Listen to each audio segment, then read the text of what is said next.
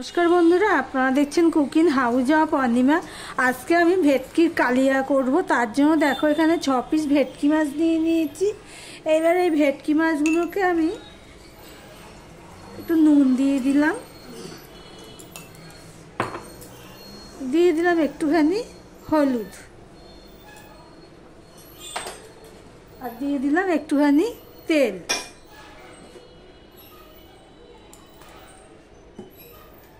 দিয়ে আমি এটা মাখিয়ে নেব ভালো করে। খুব দুর্দান্ত স্বাদ হয় এইভাবে ভেটকি মাছ রান্না করলে। আমি ভেটকি মাছ আনলে তো ঠিক এইভাবেই রান্না করি, খুবই ভালো লাগে খেতে। দেখো বন্ধুরা, সমস্ত নুন হলুদ দিয়ে আর তেল দিয়ে আমি মাছটা মাখিয়ে নিলাম।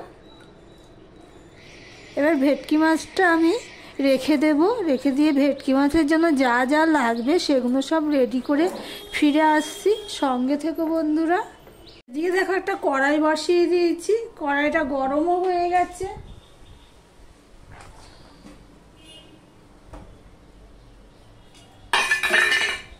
এবার দিয়ে দিলাম সর্ষের তেল।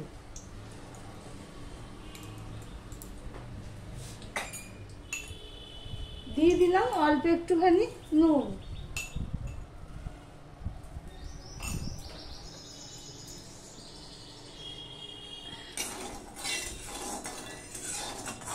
কড়াইয়ের গায়ে গরম তেলটা লাগিয়ে নিলাম।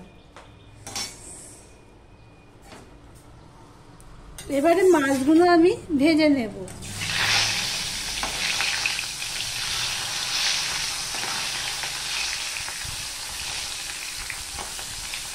এক পিঠটা হয়ে গেলে অপর পিঠটা উল্টে দেব। দিয়ে এই পিঠটাও হয়ে গেছে।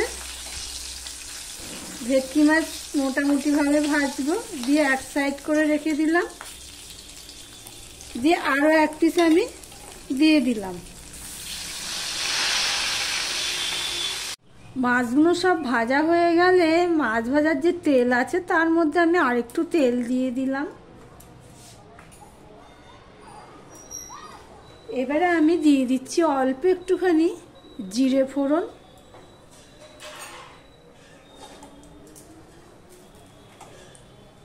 জিরেটা হয়ে গেলে আমি দিয়ে দেবো, এখানে দেখো 2টো এলাচ নিয়েছি, লং নিয়েছি 3টে, আর দারচিনির একটা টুকরোকে আমি একদম ছোট ছোট করে নিয়েছি।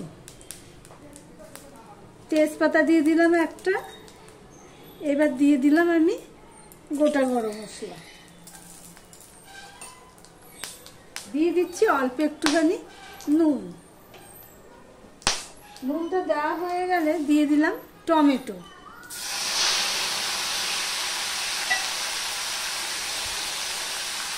দিয়ে দিলাম পেঁয়াজ আর রসুন পেস্ট। দিয়ে এটা আমি ভালো করে ভেজে নেব।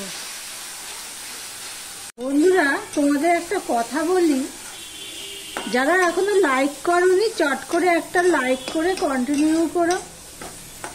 আমি আগে টমেটোটা দিয়েছি, কারণ হলো টমেটোটা কুচি করা রয়েছে, পেস্ট করা নেই, কিন্তু রসুন আর পেঁয়াজটা পেস্ট করা রয়েছে, সেই জন্যই আমি টমেটোটা আগে দিয়েছি আর পেস্টটা পরে দিয়েছি। পেস্টটা তো আগে ভাজা হয়ে যায়, সেই জন্য। এখন কি হলো, টমেটো দেখো টমেটোটাও পেস্ট হয়ে গেল। আর তোমাদের একটা কথা বলি যে পেঁয়াজ বাটাটা কিন্তু ভালো করে ভাজতে হবে। পেঁয়াজ বাটাটা যদি ভালো করে ভাজা না হয় তাহলে কিন্তু তরকারির স্বাদ খুলবে না। অবশ্যই পেঁয়াজ বাটাটা ভালো করে ভেজে নিতে হবে। পেঁয়াজ ভাজার একটা গন্ধ বেরোবে, তখনই অন্যান্য কিছু দিতে হবে। তা আমার পেঁয়াজটা ভাজা হয়ে গেছে, পেঁয়াজ রসুন টমেটো সবই ভাজা হয়ে গেছে। এবার দিয়ে দিচ্ছি 1 চামচের মতন আদা পেস্ট। আদা পেস্টটা দিয়েও আমি ভালো করে ভেজে নেব, কেননা আদার যে একটা ঝাঁঝ থাকে, যতক্ষণ না সেই ঝাঁঝটা বা কাঁচা গন্ধটা চলে যায় ততক্ষণ পর্যন্ত আমি এটা ভাজতে থাকবো। বন্ধুরা, তেল ছাড়তে শুরু করেছে, দেখতেই পাচ্ছ। এই অবস্থায় আমি মশলা অ্যাড করব।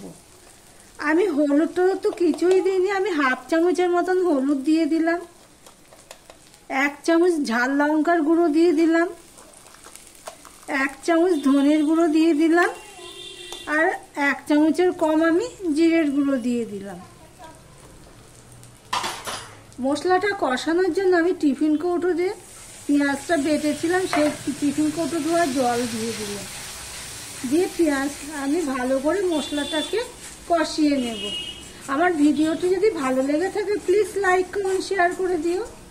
আর যারা নতুন বন্ধু ভিডিওটি দেখছো এখনো পর্যন্ত সাবস্ক্রাইব করোনি তাদেরকে বলবো সাবস্ক্রাইব করে পাশে থাকার জন্য। দেখো বন্ধুরা, মশলাটা প্রায় কষানো হয়ে এসছে। এবার গ্যাসের ফ্লেমটা একদম ছোট করে দিলাম, দিয়ে আমি এখানে 50 গ্রামের মতন দই নিয়ে নিয়েছি, সেই দইটা আমি দিয়ে দিলাম। যেহেতু দই দিয়েছি টকটা ব্যালেন্সটা ঠিক রাখার জন্য একটুখানি আমি চিনি দিয়ে দিলাম। এবার আমি দইটাকেও মশলার সাথে মিশিয়ে ভালো করে কষিয়ে নেব। গ্যাসের ফ্লেমটা কিন্তু ছোট করেই আছে, কেননা নাহলে দইটা কেটে যেতে পারে। দেখো বন্ধুরা, মশলাটাকে কিন্তু ভালো করে কষিয়ে নিয়েছি, সময় ধরেই কষাতে হবে মিডিয়ামে দিয়ে। দেখো তেল ছাড়তে শুরু করেছে, এই দেখো। মশলাটা যদি ভালোভাবে কষানো না হয় তাহলে কিন্তু স্বাদ ফুলবে না। এবার আমি জল দিয়ে দিলাম, যেহেতু এটা কালিয়া করব সেটা মাথায় রেখেই জলটা দিতে হবে। দেখো সমস্ত মশলাটা হয়ে গেছে, পুরো গ্রেভি গ্রেভি হয়ে গেছে, দেখতেই পাচ্ছ। এবার আমি আর একটুখানি জল দেব। এবার ঝোলটা ফুটে ওঠা পর্যন্ত অপেক্ষা করব। বন্ধুরা, ঝোলটা ফুটে গেছে, এবার আমি মাছগুলো দিয়ে দেব।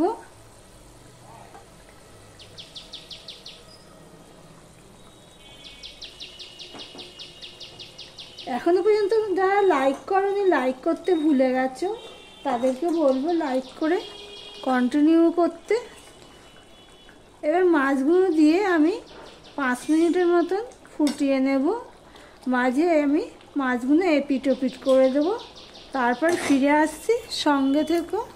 বন্ধুরা, আমি 5 থেকে 6 মিনিট ফুটিয়ে নিয়েছি, ঢাকা দিয়েই ফুটিয়ে নিয়েছি। গ্যাসের ফ্লেমটা একদম ছোট ছিল।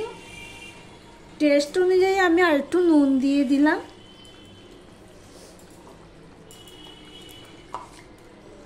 দিয়ে দিলাম অল্প একটু গরম মশলার গুঁড়ো, যেহেতু গরম মশলা ফোড়নে দিয়েছি গোটা গরম মশলা, সেই জন্য